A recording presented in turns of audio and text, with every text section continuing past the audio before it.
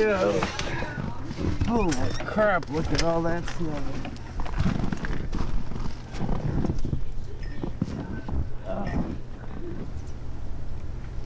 And here we are on Possum Farms today. As you can see, we've had some stuff that we don't usually get here in South Texas, South Central Texas. Wherever the heck it is we are. It feels like we're up in the Great North. Woo! At least it's all powdery. Now we've had temperatures of 10 degrees with a wind chill of 1 below. Ooh, looky, a nice big one. Please! About at least 6 inches worth of snow. Oh yeah. And we are so not used to this. No.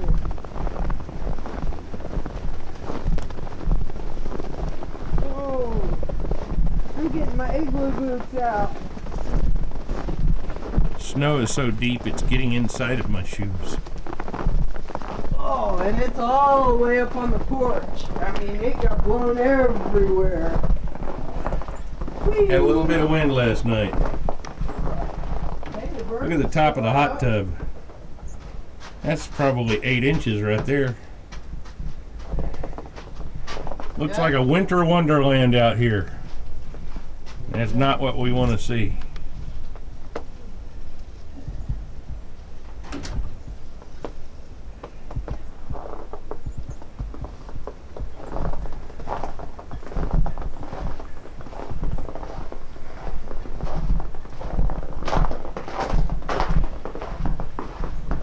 Snow all the way up onto the porch. Mrs. P's new planter beds are frozen solid. Here's our rainwater catchment tanks. They're pretty much frozen solid. And you probably can't see it real well, but there's ice on the top of the lake.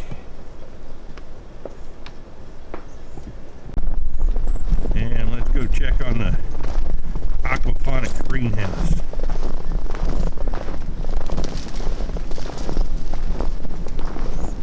And we've got snow everywhere and ice on everything.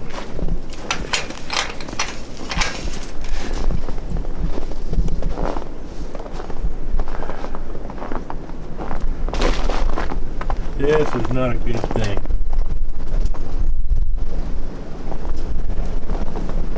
Because of the power outages, the circulation stopped. All of the fish tanks are frozen and frozen solid.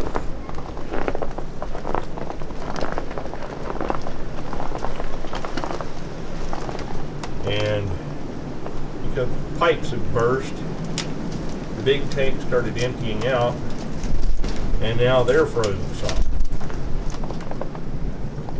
We got icicles hanging from everything.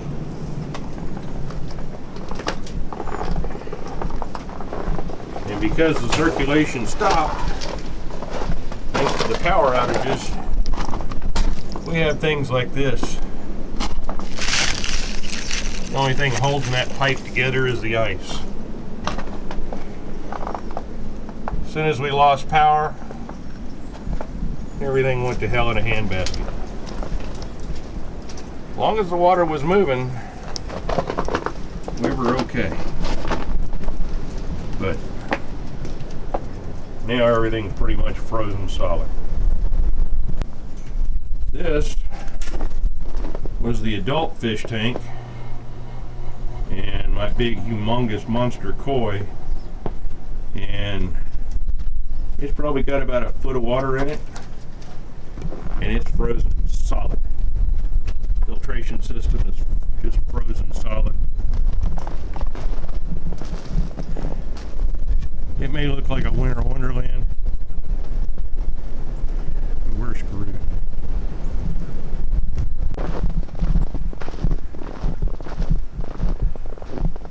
It's like the birds are taking advantage of things.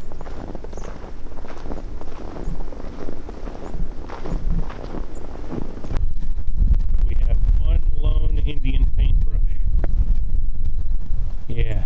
baby's frozen solid.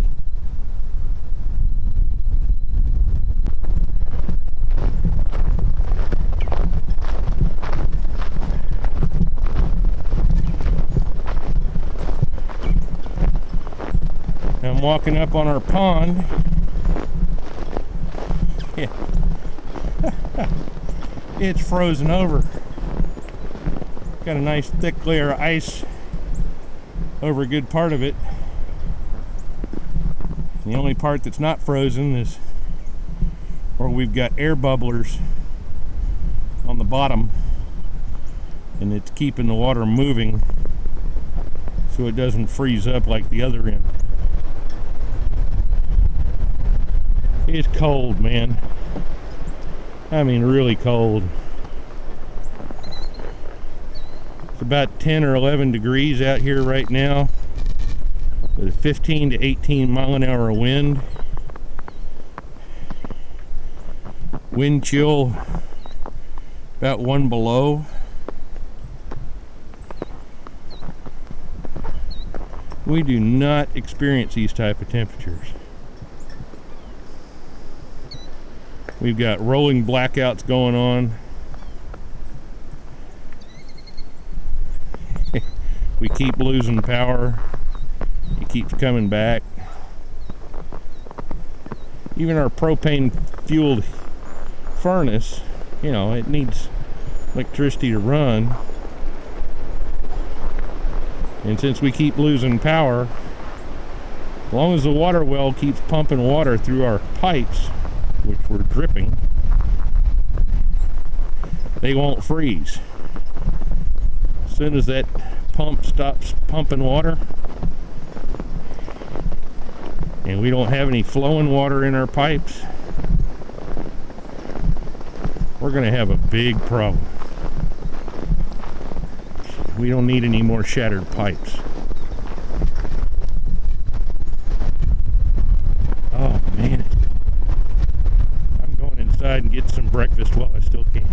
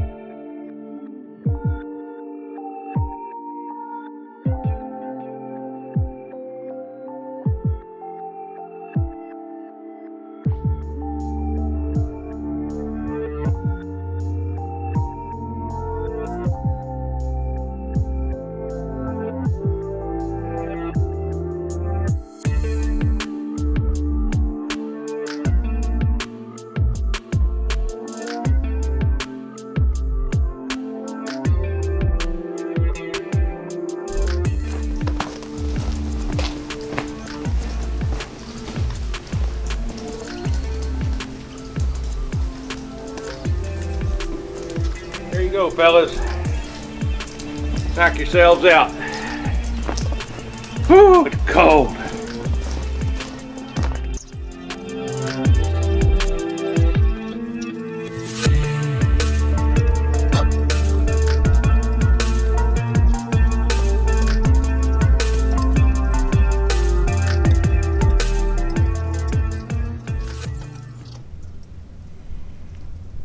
Well, today's Wednesday. This is basically day 3 or 4 of this little nightmare. Last night everything turned to ice. We actually got above freezing today with some rain, and the non-freezing rain did a wonderful job of turning all that white stuff into a bunch of mush, which is kind of nice because at least everything isn't covered in ice. We are not used to this kind of stuff. I think it's Wednesday around 4 o'clock in the afternoon. The birds have discovered that my front porch is the place to hang out and get out of the weather. And what you see there is just a few of the propane bottles we've been through. You know, normally we prepare for a hurricane.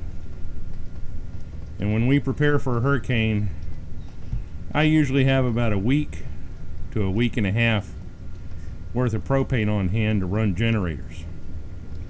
Well, since we had to use a whole bunch of this propane in order to heat things, we went through a week and a half's worth of propane in less than 3 days. And we're going to have to revise our plan because, yeah, this is unacceptable. Steve, who stays with us, he's from Pennsylvania, a retired veteran, and this is his home. He comes down here and stays the winter and runs around the rest of the country when it's hot down here. He ended up having to use a whole bunch of gasoline. Since I have diesel tractors now, as you might imagine, I don't keep a lot of gasoline on hand. We got down to 4 degrees. I have never experienced 4 degrees down here before. And his home, as well as our greenhouse and everything else, went through a hell of a lot of propane. And I do mean a lot. The snow and ice is slowly retreating. It's no longer all over the porch like it was, because it was all over the porch furniture and the ground. Even our trusty propane grill had a nice covering of ice on it. We did hamburgers last night and that disappeared. Our fryer, I had to laugh at this. That's peanut oil jello. Yeah, it's I don't think I'll be frying anything for a bit. And what was all covered in snow, at least we see the grass now thanks to the rain. The pond is still halfway frozen over. I don't know if you can see that line, but it's still half frozen over. And where it has the air bubblers kind of move things around just enough to keep the ice from forming over there. And the other day I went and set up these feeders again, and boy, they've been popular. All the birds in the neighborhood discovered our feeders and our front porch. They have decided our front porch is the place to hang out. We come out of the door, go over to the other house, or come from the other house and walk, step up onto the porch, and we've got 100+ birds flying from every corner. They find little spots to hide, and everybody takes off at once. Now you can't see it because of the angle, but the greenhouse has snow still on top of it. There's a thick layer up there that's really, really heavy. And every single pipe in there is busted and shattered and spider cracked, and oh, it's just downright depressing. Now we're in the greenhouse, We got a bunch of pipes that look like that. We got a whole bunch of pipes that look like that. And although that looks like an intact pipe, it's radially spider cracked all the way to the other end. So pretty much 100% of the pipe in here, I mean, look at that. The only thing holding that together is the ice inside.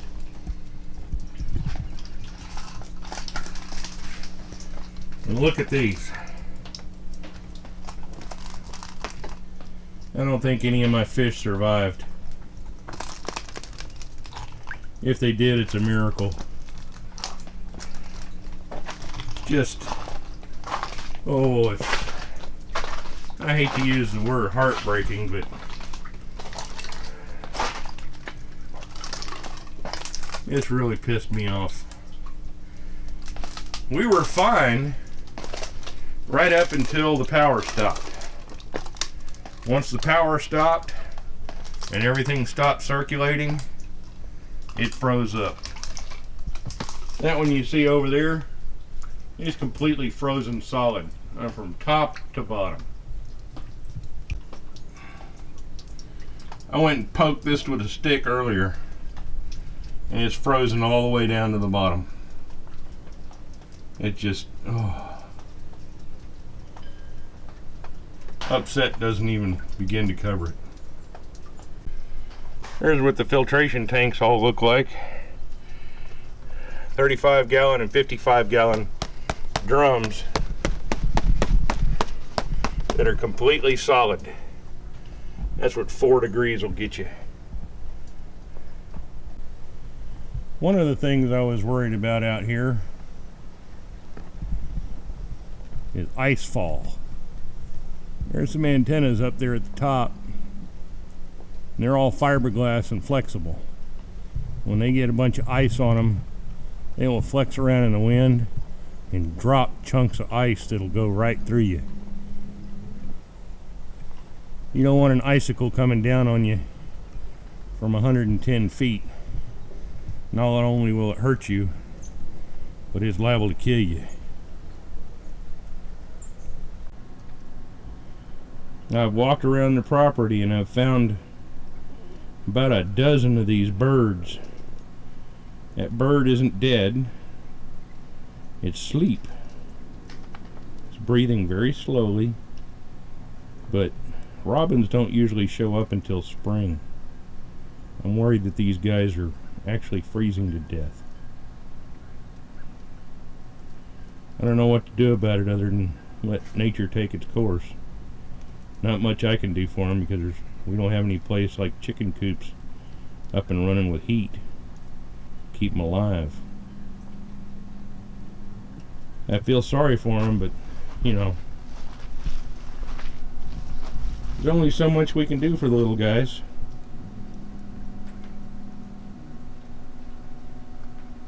He's got his head tucked underneath his wing. I hope he makes it, because tonight it's supposed to freeze again.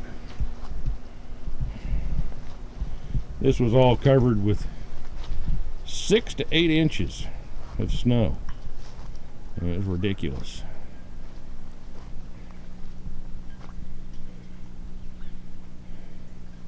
We are so ready for this to be over with. But unfortunately, we got a little while to go.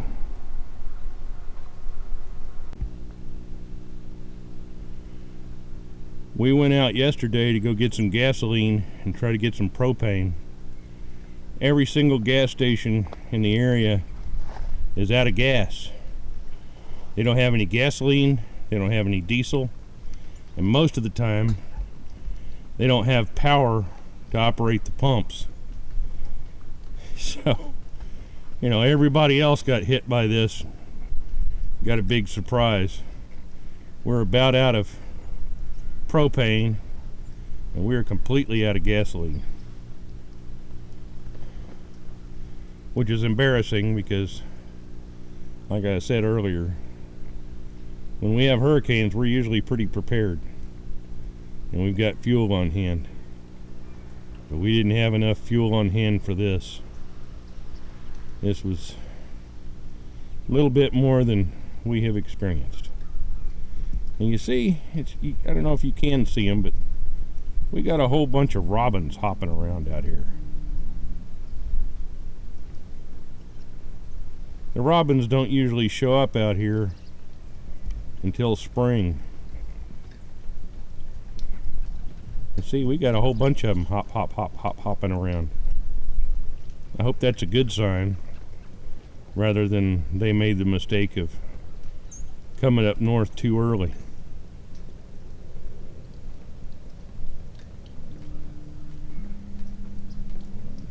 Well, that's it for the Wednesday report, day 3/4 of the 2021 Big Freeze Nightmare. I am gonna go back and see if I can get inside, get warm, and leave the weather to the robins. Well, it's Thursday morning, almost 10 o'clock in the morning, on day 5 of this winter storm named Viola nightmare. I don't know why they started naming the winter storms other than, yeah, I don't know why, but this one is supposedly named Viola, and we've had about enough of Viola. Now, you know, folks in Michigan and North Dakota, they go through stuff like this. It's no big deal. For us, it's a really big deal. I mean, yeah, we have snow and we have frigid temperatures and whatnot. But this year, in 2021, much like this pandemic nightmare, this is a bit of a surprise to a bunch of us. You know, we expected some snow, but I have never experienced 4-degree temperatures. We got down to 10 and I thought that was low. And the wind chill was a -1, 1 below 0. I've never had a wind chill like that down here. And then we got to 4 degrees. Lord only knows what the wind chill and the feels like temperature was for that. I don't even want to know. But we have survived. I'm proud to say that even though we had the power going up and down and up and down and up and down, sometimes longer, sometimes shorter, with dripping our faucets, we've been able to keep all of the house pipes and stuff intact and working. The only massive pipes that we've found so far that are busted, the ones that we found so far, are over in the aquaponics greenhouse. We did a bunch of things right. We wrapped a bunch of pipes, and then we wrapped them again with rags, old towels and stuff. And then we took old blankets and sheets and put over all of that exposed pipe that was wrapped and covered. So we had, you know, triple insulation on the outside pipes that really mattered for the guest house and the main house that I'm sitting in front of. And this is the porch that all the birds decided was the best place to hang out. I mean, we'd step up on the end of the porch here coming over from the guest house, and I bet you we had 100+ birds scatter. We'd step out of the front door and have 100+ birds scatter, because they all got up underneath here to get out of the snow and the freezing rain and the sleet. And boy, we've had rain, we've had freezing rain, we've had sleet, and we had, depending on where you go around and measure, somewhere between 6 to 8 inches worth of snow, which for us down here is a lot of snow. And we have not been up above freezing since last Sunday. And it has absolutely paralyzed the entire area around us. There is not a gas station anywhere close here that has gasoline because they're sold out. And if they did have gasoline, most of them weren't able to pump it because they didn't have power, just like everybody else. When we prepare for a hurricane, I usually have a week and a half or so worth of propane on hand. Maybe 2 weeks if you get, real judicious about it. Yeah, no. We went and blew through that pretty quick. We've still got some propane, and I'm being very careful about how much propane we use because we've got propane-fueled generators for when the power goes out. And the power's been going out and coming back, going out and coming back. We did a bunch of things right, but I've figured out a few things we need to fix. One of them is we've got our television and the satellite receiver and everything hooked up to the generator so that we can watch TV in the dark. There's a small problem with that. The antenna for the over-the-air TV has an amplifier on it. That amplifier, when it has no power, you have no signal from the antenna. So that's one thing I need to fix. We had to go and wipe the snow off of the satellite dish a couple of times to keep getting satellite TV so we can, watch the news and watch all the nightmare happening in Houston and Austin and San Antonio.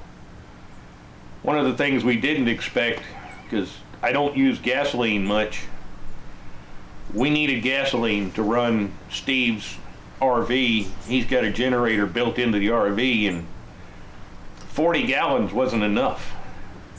We should have had a bunch of 5-gallon gas cans on hand, and I had 2 out of the dozen gas cans that I've got sitting in storage.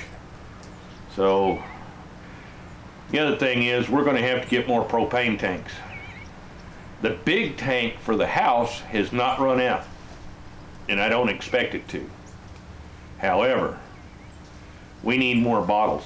I bet you I've got more than a dozen propane bottles, and it wasn't enough. Oil lamps. These things have been an absolute savior. Let me tell you, candles are great, but I hate hot wax. And I don't know what it is, but when I was a kid, the wicks, when you blew them out, they didn't sit there and continue to burn. So the next time you had to go and light the candle, you've got this little bitty nub to light. And maybe that's just a misplaced perception, but all of these candles that we've got have been a problem. We have what my mom used to call and dad used to call coal oil lamps. They're kerosene lamps, kerosene lanterns. Mom used to call them hurricane lamps. You put a little bit of oil in those things and they last a really long time. Most of the ones we ended up lighting during this storm were about half full. Right now, after 5 days of being used off and on and off and on when it's dark, they've all gone down just a little bit. Half full. Now they're at least a third full, if not more. So those oil lamps were a real savior. And fireplace lighters. Those glass encased candles, I call them Jesus candles because they're prayer candles. You can't get a Bic lighter down inside of those things. So we have fireplace lighters, the ones with the long tip on them, about at least yay long. I bet you we had a dozen of those things laying all over the place. We couldn't find but one, maybe 2. So we're going to get some more fireplace lighters and stash them in various places for stuff like this. Now, as far as cooking, we have propane in the guest house and the main house. We can cook when the power's out. We can't use the oven because the oven has an electronic igniter and no pilot light, but at least you can use the stovetop. So we've been eating pretty good. The grill has definitely gotten some use, and thank God for that, because hamburgers and steaks eaten in the dark, no problem. The fryer, though, I have not fired it up, but the peanut oil has turned to jello. And I don't know if I'm going to have to replace that or not. We will see. But I thought it was kind of funny. I went over there and picked up one of the fryer baskets, and it was like, ooh, jello. But yeah, with 4-degree temperatures, what do you expect? And we haven't even tried starting up Mrs. P's diesel truck, because I'm sure it'll work now, because we're up to 30 degrees. We're not even above freezing, but 30 degrees. We might be able to get it started. But when we woke up and it was 4 degrees outside, I wasn't even going to try to start that diesel truck, because you can about guarantee you that diesel fuel looked just like the peanut oil that was in my freezer. Pretty much jello. And I didn't want to go messing anything up. Our neighbors around here, bless their hearts, I really feel sorry for them. A lot of them, not all of them, but a lot of them have electric heat and an all-electric kitchen. We've been out of power for quite a while. Now, it may be off for an hour or two, and then it'll come on for 20 minutes, and then it'll be off for an hour or two again. Or back and forth, you know, sometimes an hour, maybe not. But it wasn't enough to let their electric heaters actually catch up. Not with 4-degree temperatures. These houses aren't made for that. But yeah, I am telling you, this has been a real experience, a real eye-opener, and it's let us figure out parts that we did real well and other parts that we definitely need to improve upon. I hope you're staying warm. Thanks for hanging out, checking out the farm, commiserating with me. It hadn't been a whole hell of a lot of fun. At least we survived. And it'll be interesting to see the damage in the next few days after everything actually thaws out and we get to find the rest of the damage that's happened. Thanks for hanging out with us, and come back and see us. Come on, Greg. Come on, Greg. Come on, you can do it, buddy. Mrs. P just opened the front door, and the cats ran outside, because it's the first time they've been outside in 5 days. And they don't like it. And you can't really tell, but it's starting to snow again. We've actually got snow falling out of the sky. Again. Oh, I'm so ready for this to be over with.